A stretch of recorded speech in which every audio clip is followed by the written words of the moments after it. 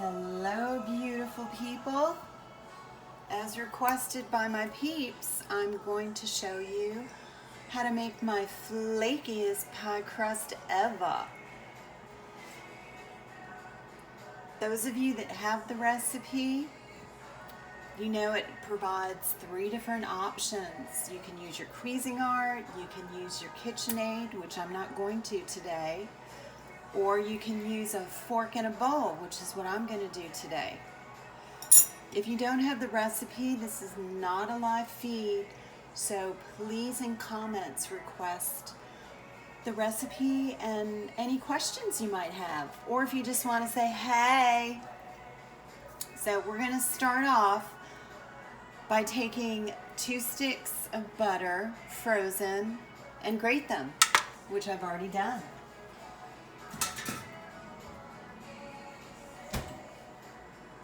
Voila!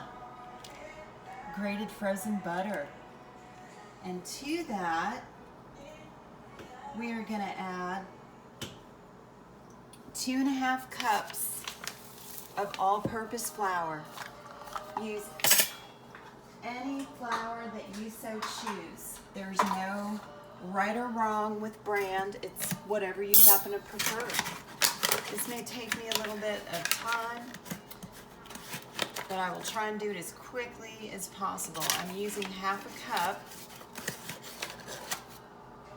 so you're going to need a total of 5.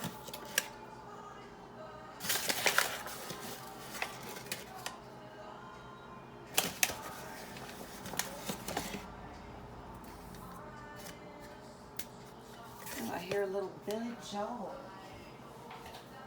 And there we have that.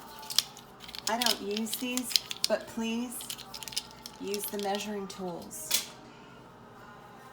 I, on the other hand, happen to use my hands, or as my lovelies in the kitchens crack up and say, the German measuring tools. I like to use a little bit of orange zest. If y'all have a microplane, they're fantastic. If you don't, buy one. They're fantastic. Inexpensive. I grate about 1/2 of an orange. You don't have to. It's just a thing that I like to do.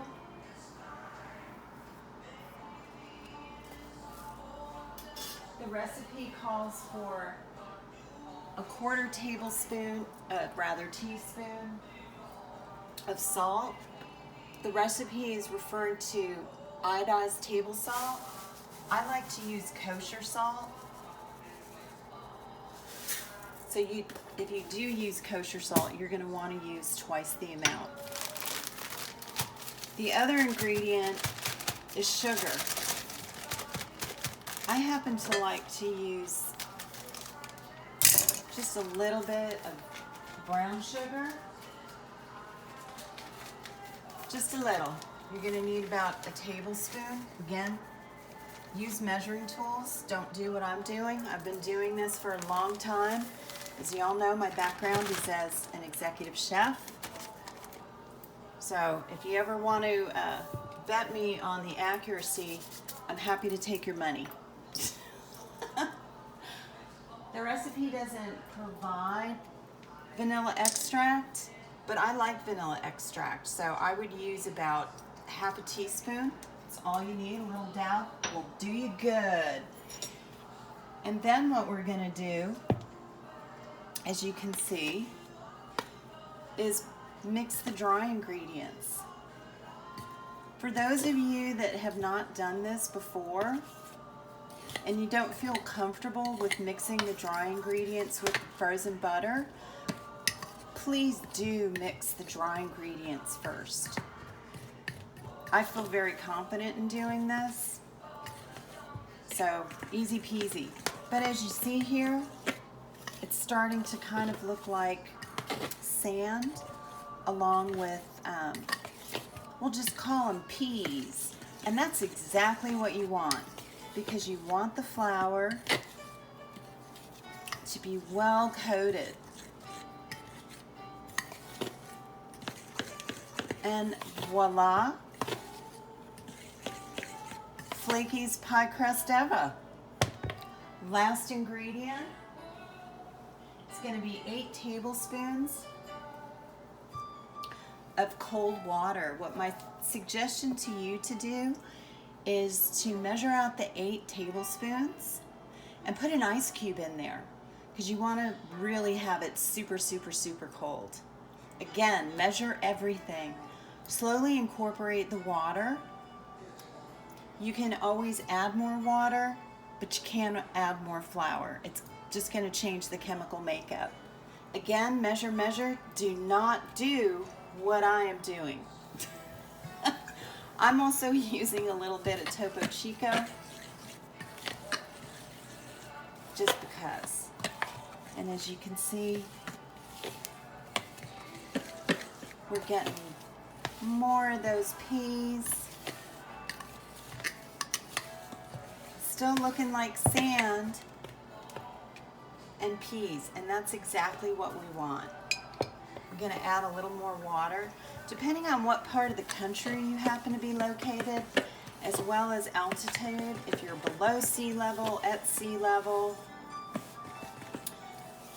above sea level, it's really going to make a difference as far as how much liquid you add. The other factor, obviously, is if it's humid out. So this is exactly how I want it to look. I know you think, oh, it's not done. But as you see, it's starting to hold together, which is why I want you to add the water slowly.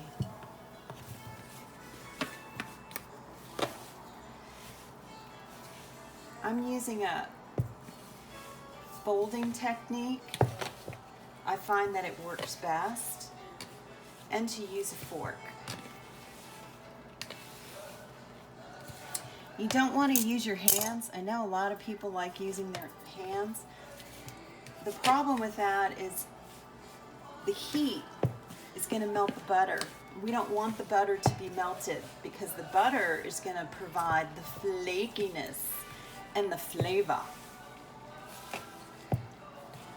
So here we go.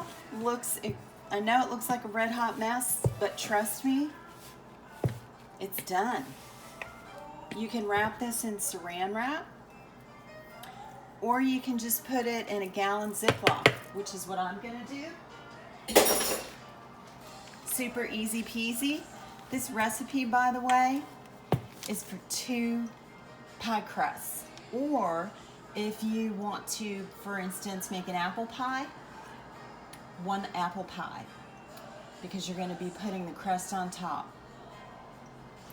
If you only want to make a pumpkin pie, then just reduce the recipe by half, and it'll give you just enough for 1 pie. I hope y'all are having an awesome day. Love y'all. As always, be kind, be safe, be good, and peace, love, and real estate. Love ya.